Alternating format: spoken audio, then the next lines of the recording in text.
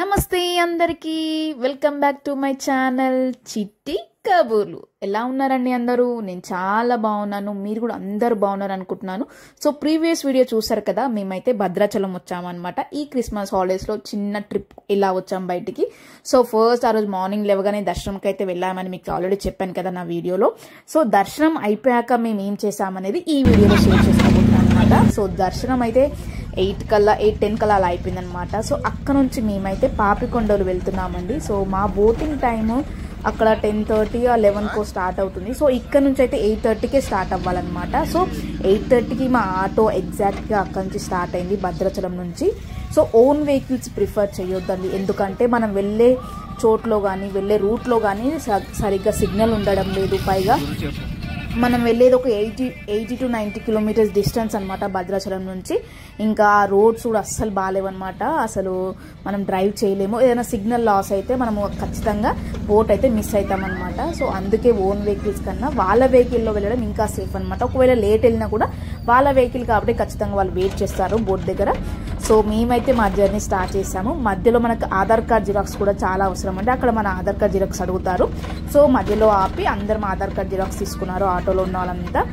So చాలా మంచి అనిపించింది. అంత దూరం ఆటోలో కొంచెము ఇబ్బందిగానే అనిపించింది. అయ్యో కార్లో వచ్చుంటే బాగుండి అనిపించింది.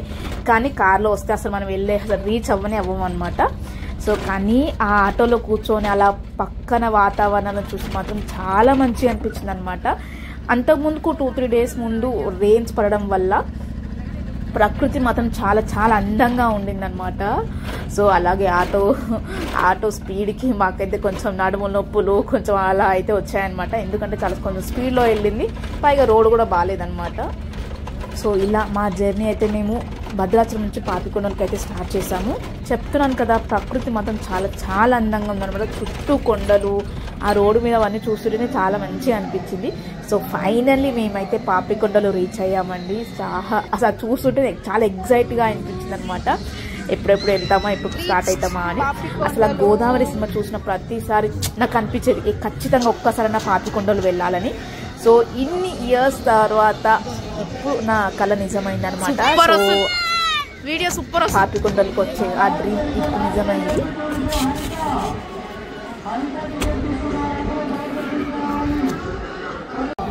సో మేము ముందుగానే చెప్పినట్టు బోటింగ్ చేయాలన్నా, పాపికొండల్లో మనం బోటింగ్లో వెళ్ళాలన్నా కూడా టికెట్స్ మనం ముందే బుక్ చేసుకోవాలన్నమాట. టూర్కి రాకముందుకే ప్లాన్ చేసినప్పుడు 2 days ముందు నుంచే బుక్ చేసుకోవాలి. అప్పుడప్పుడే బుక్ చేస్తే అవి బుక్ కావాలన్నమాట. సో ప్రీవియస్ 2 days నుంచే బుక్ చేసుకోవాలి. వన్స్ మిస్ అయినా కూడా మళ్ళీ అంటే బోట్ మిస్ అయినా కూడా మళ్ళీ దాన్ని ఏం చేయలేమన్నమాట. సో మేము ఒక 2-3 మా హాలిడే అసలు మేము అనుకోకముందుకే ప్లాన్ చేస్తున్నప్పటి నుంచే బుక్ చేసామన్నమాట. సో మేము బుక్ చేసుకుని చాలా ఉంటాయండి బుక్ చేయడానికి. మేమైతే హరిత బోట్ వాళ్ళది ఆన్లైన్లో చూసి బుక్ చేసుకున్నాం అనమాట. సో చూస్తున్నారు కదా ఎన్ని బోటింగ్స్ ఉన్నాయో. అసలు చూస్తేనే అమ్మా ఇంతమంది వచ్చిరా వెకేషన్కి అనిపించింది అనమాట. కానీ ఏ మాటగా మాట చెప్పాలి, పాపికొండల అందాలండి. అసలు అవి చూస్తూ అలాగే ఉండిపోవాలనిపించింది అనమాట. చాలా పీస్ఫుల్గా అనిపించింది. పైగా అది ఇంకా వాతావరణం ఎలా ఉందంటే కొంచెం రెయిన్ పడేలాగా కొంచెం చల్లగా ఉందన్నమాట.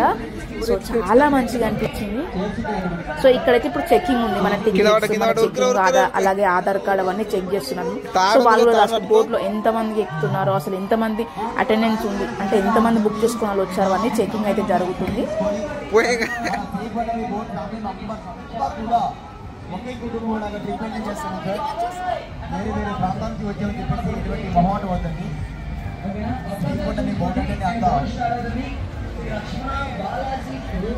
హరిత బోట్ మనది ఉంది సార్. ఫస్ట్గా విచ్చేసే 6 members అయినా 7 members అయినా దయచేసి ఇలా ఎంటీగా చేసి ఖాళీగా వదిలేయండి. హరిత బోట్ ఎన్నో ఉంది.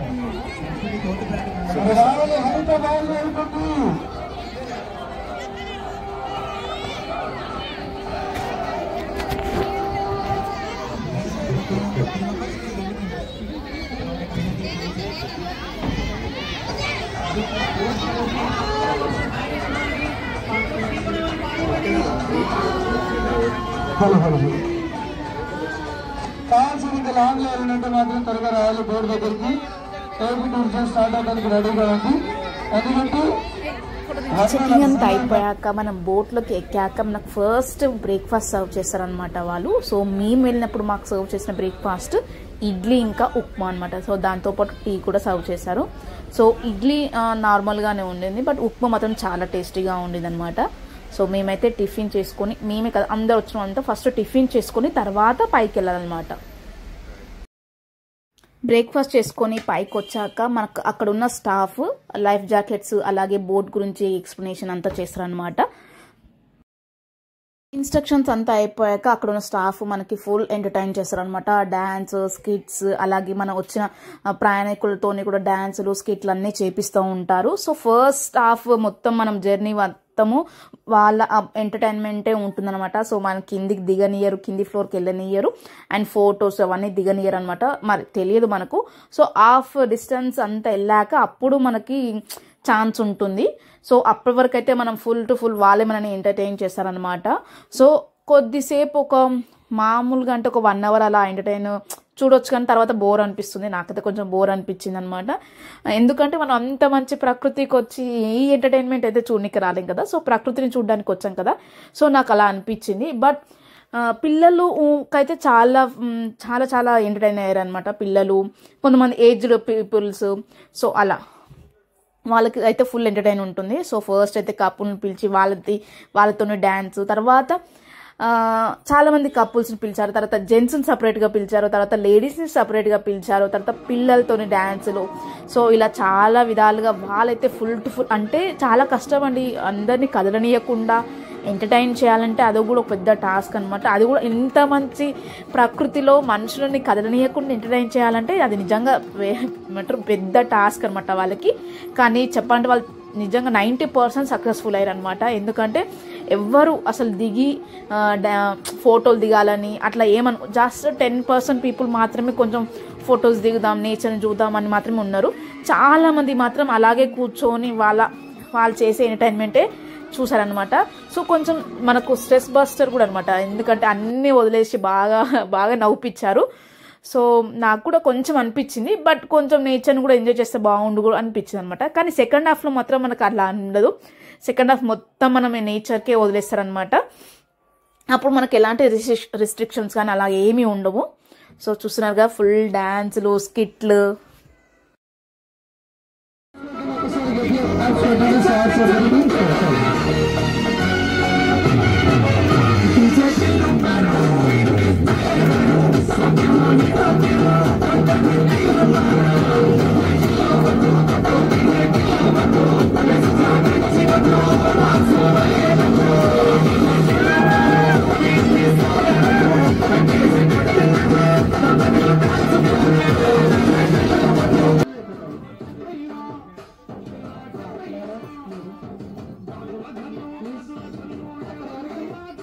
వచ్చి మీ పేరు చెప్పి వెళ్ళిపోండి అంతే. మీకు no dance. Thank you, welcome sir. పాపని తీసుకోండి. Thank you. అలాగే మేడం ఫోటో దిగుతున్నారా? ఒక్కసారి గట్టిగా క్లాప్స్ కొట్టండి అందరు కూడా ఒకసారికి. లేడీస్ని పిలిచినప్పుడు నాకు కూడా ఛాన్స్ వచ్చిందనమాట. నన్ను కూడా పిలిచారు. సో నేను చాలా ఎగ్జైట్ అయిపోయాను. అంటే మాతో ఏం చేపిస్తుండొచ్చు అని. కానీ ఏమైపోయిందంటే మా దాన్ని నేను ఫుల్ ఏడ్చాడు. నన్ను స్టేజ్ పైన చూసేసరికి ఫుల్ ఏడ్చాడు. ఏమో అయిపోతుంది అనుకున్నాడు, ఏమనుకున్నాడు కానీ ఫుల్ ఏడ్చాడు అనమాట. నా దగ్గరికి వస్తాను ఒకటే ఏడుపు. సో ఇంకా వాడి నా దగ్గరికి వచ్చేసరికి ఇంకా ఏది చేయడానికి ఉన్నది కాబట్టి నేనైతే స్టేజ్ దిగి వచ్చేసాను. సో అలా అనమాట. సో పిల్లలతో కాదు కదండి, కొన్నిసార్లు పిల్లలు మనకి సపోర్ట్ చేస్తారు, కొన్నిసార్లు కాదనమాట. సో వాళ్ళని బట్టి మనం వెళ్ళాలి, కానీ మన మెంటాలిటీని కానీ లేకపోతే మన మైండ్ సెట్ని కానీ మన దాన్ని బట్టి వాళ్ళు ఉండరు అనమాట. సో వాళ్ళకి అర్థం కాదు కదా. సో పిల్లల్ని బట్టి మనం వెళ్ళాలి. సో మిస్ అయినా అనిపించింది, బట్ పర్వాలేదు.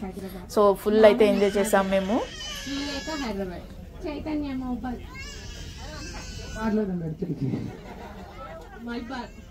మీ పేరు మైబాదా? ఓకే. అనుష గారు మైబాద్. ఒక్కసారి గట్టిగా క్లాప్స్ కొట్టండి మేడం. దామ్మా దాదా వెళ్ళు. మంచి దయానికి వచ్చావు. మీరు ఇలా వచ్చేయండి, మీరు కూడా ఇలా వచ్చేయండి. మంచి టైంలో వచ్చి సేవ్ చేశారు మిమ్మల్ని ఇద్దరు. మీరు కొద్దిగా ఇలా జరగండి. విడివిడిగా ఉండండి, ఫ్రీగా కొద్దిగా వచ్చింది. ఓకే, మీరు అందరూ ఇంటి దగ్గర వంట చేస్తారు కదా మేడం? చేస్తారా? సార్తో చేపిస్తున్నారా? ఇంటి దగ్గర గరిట ఎలా పట్టుకుంటారు ఒకసారి? సో వాడిని తీసుకొని వచ్చాక కూడా వాడు అస్సలు కూర్చోలేదనమాట. సో ఇంకా వానికి ఆకలి అవుతుందనో లేకపోతే వాడు నిద్రపోయే టైం యాక్చువల్గా సరిగా నిద్రపోలేదు, మధ్యలో డిస్టర్బ్ అయిందనమాట. ఆటోలో పడుకున్నాడు బట్ మధ్యలోనే లేచాడనమాట. సో ఆకలి అవుతుంది అనుకొని నేనైతే వాడిని తీసుకొని కిందికి అయితే వచ్చేసాం. ఎక్కడైతే మేము టిఫిన్స్ లంచ్ చేయాలో అక్కడ ఆ రూమ్కి అయితే వచ్చామన్నమాట. సో అక్కడ పిల్లలు ఆడుతూ ఉంటే వానికి ఫ్రూట్స్ అయితే తినిపించానమాట. సో కొంచెం అప్పుడు ఫీల్ అనిపించింది మిస్ అయిపోతున్నానేమని, బట్ పిల్లల తర్వాతనే ఏదైనా అనమాట. ఎట్లా అనిపిస్తుంది బోట్లో ఇన్ని గంటల జర్నీ? చెప్పండి. నేచర్ కి చాలా దగ్గరగా అనిపిస్తుంది.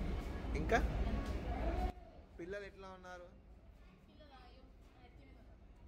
స్టాఫ్ మనకి మొత్తం ఎక్స్ప్లెయిన్ చేస్తూనే ఉంటారు అనమాట. సో దారిలో ఇంకా చిన్న చిన్న ఊర్లు ఉన్న గిరిజన ప్రాంతాలు ఉన్నా కూడా అవన్నీ ఎక్స్ప్లెయిన్ చేస్తారు. సో మాకు ఒక స్టాప్ వచ్చిందనమాట. సో అక్కడ శివాలయం ఉంది. సో మనకు 20 minutes టైం ఉంటుంది అనమాట. సో వెళ్ళి దర్శనం చేసుకోవడానికి. సో మేమైతే అక్కడ ఆగాము. సో దర్శనం చేసుకోవడానికి వెళ్తున్నాం అనమాట. అది కూడా చాలా మంచి అనిపించిందండి. అక్కడ కూడా టెంపుల్ అసలు ఇంత దట్టమైన అడవిలో ఉంటూ కూడా ఇక్కడ ప్రాంతం అసలు మనం ఇంత సిటీలో ఉండడమే కొంచెం అప్పుడప్పుడు అనిపిస్తుంది. అలాంటిది ఎలాంటి సదుపాయాలు, ఎలాంటి సౌకర్యాలు అంటే ఎలాంటివి లేకుండానే ఇట్లా జీవిస్తున్నారని అనిపిస్తుంది. ఒకసారి అయితే షాక్ అనిపిస్తుంది నాకు, అసలు ఎలా బతుకుతున్నారో అనిపిస్తుంది. కానీ అప్పుడప్పుడు అనిపిస్తుంది అసలు ఫోన్ లేని జీవితం కూడా చాలా ప్రశాంతమైన జీవితం కదా అసలు. అట్లా అంటే 2 sides కూడా నాకు అనిపిస్తుంది అనమాట, ఏది బెస్టా అని. బట్ ఏమో నేను డిసైడ్ కాలేకపోయాను ఏ లైఫ్ బెస్ట్ అని. జల్దీ ఓ బావతో పని నాడు ఊరుకో.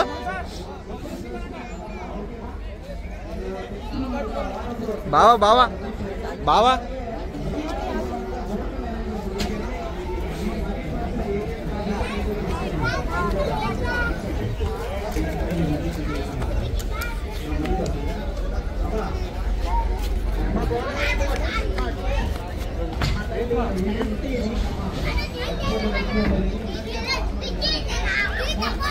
నేత్ర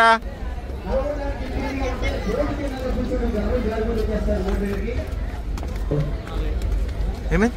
పట్టుకోరా పడగల జారకు అక్కడ ఎక్కకు దీన్ని ఉన్నాడు.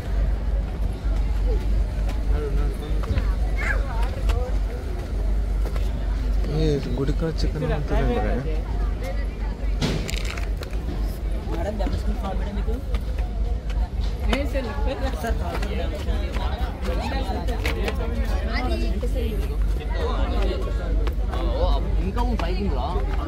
నేత్ర ఇది దిగినాడు.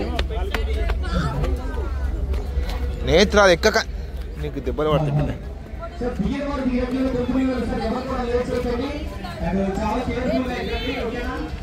గోదావరి శ్రీ గోదావరి వన్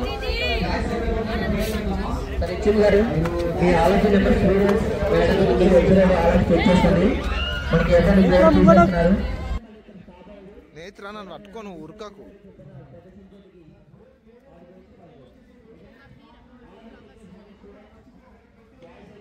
ఫ్లవర్స్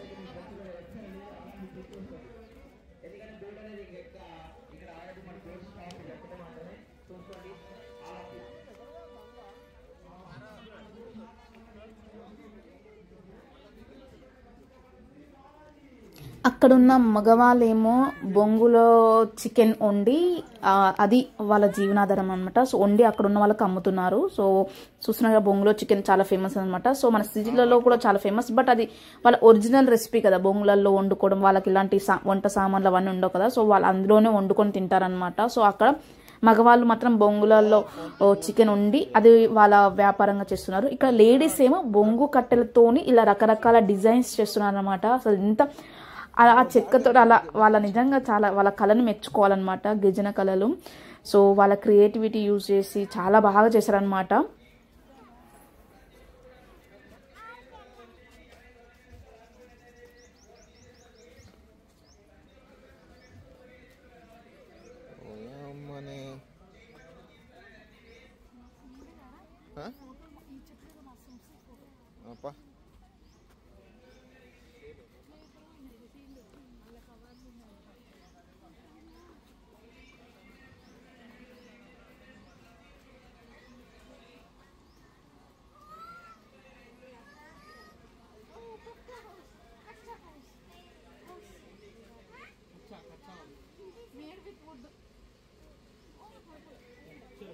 గట్టి వస్తే చినిగిపోతుంది.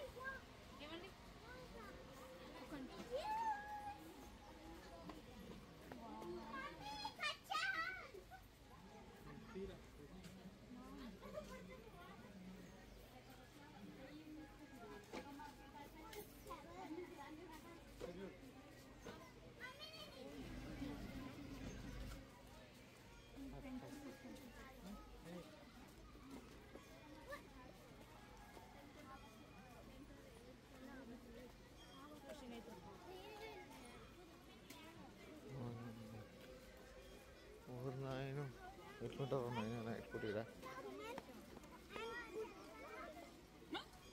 జగన్ ఏం చేయాలి మొత్తం ఇలా సోలార్ పవర్ వేస్తే అయిపోతుంది కదా. Okay deputy CM Pawan Kalyan ఇలా సోలార్ పవర్ ఇస్తే అయిపోతుంది. ఊరికే రిస్క్ తీసుకుని పోతుంది.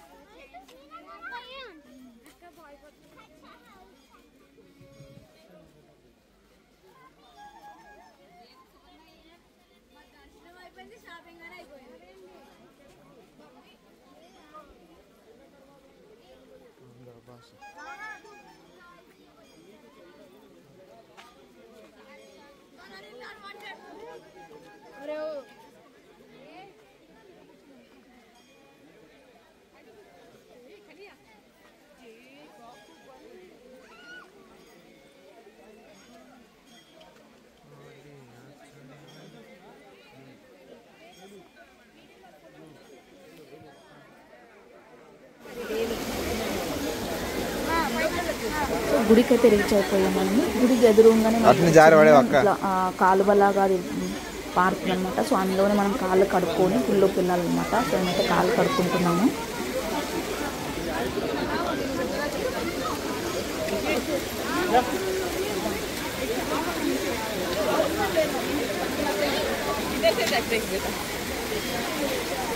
చూడండి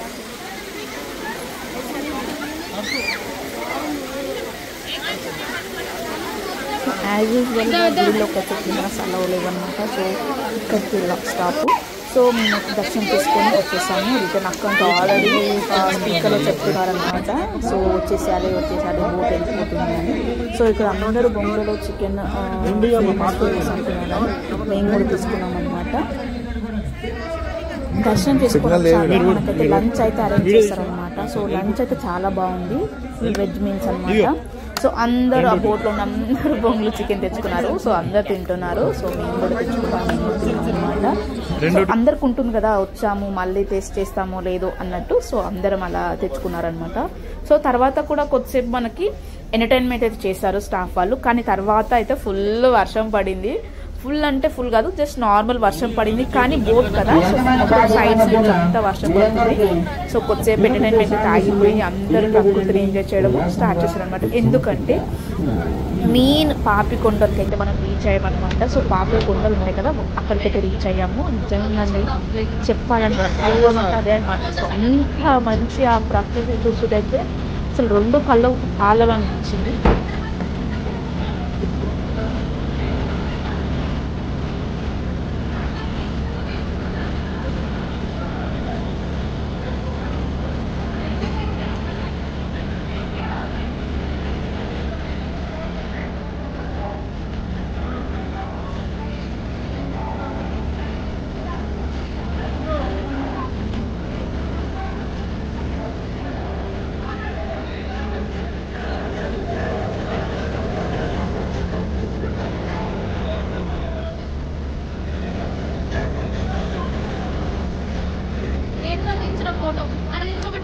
వర్షం ఏడ పీడే పీడే ఏడ ఫోటో ఫోటో కావాలండి దారే నాయన గట్టి పడుతుంది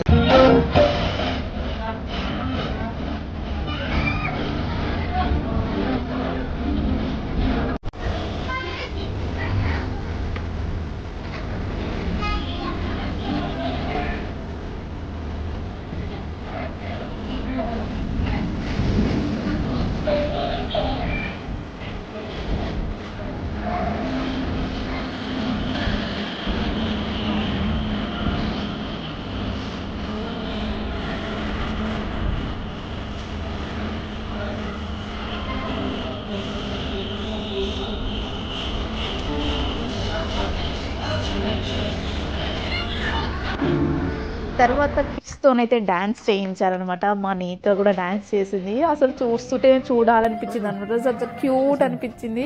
తను ఫస్ట్ టైం అలా డ్యాన్స్ చేస్తూ అంటే ఒకరు నేర్పిస్తుంటే స్టెప్స్ క్యాచ్ చేయడం, అబ్బా ఎంత మంచిగా క్యాచ్ చేస్తుంది అనిపించింది అనమాట. సో చాలా చాలా మంచిగా అనిపించింది నాకైతే.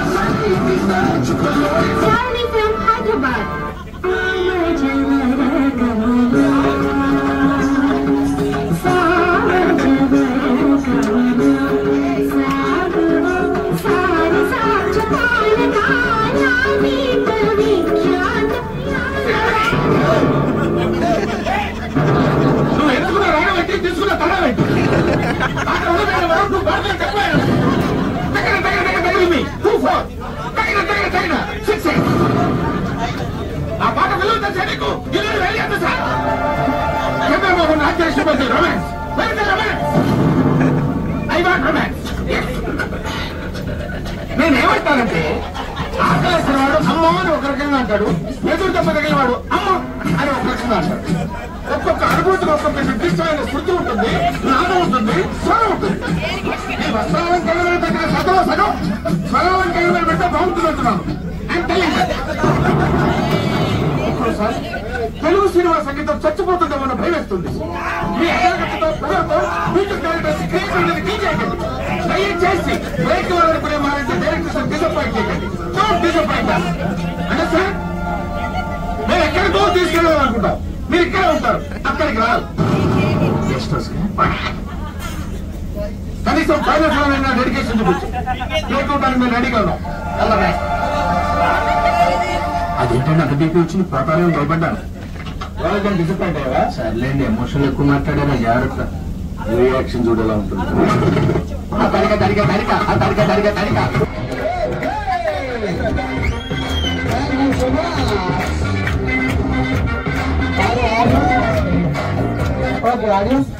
మార్నింగ్ నుంచి ఇప్పటి వరకు ఇలా అయితే మా పాపికొండల జర్నీ అయితే ముగిసిందనమాట. కానీ ఎండింగ్కి వచ్చేసరికి ఫుల్ వర్షం పడిందండి. అసలు రిటర్న్ జర్నీ మొత్తం వర్షంలోనే సాగింది.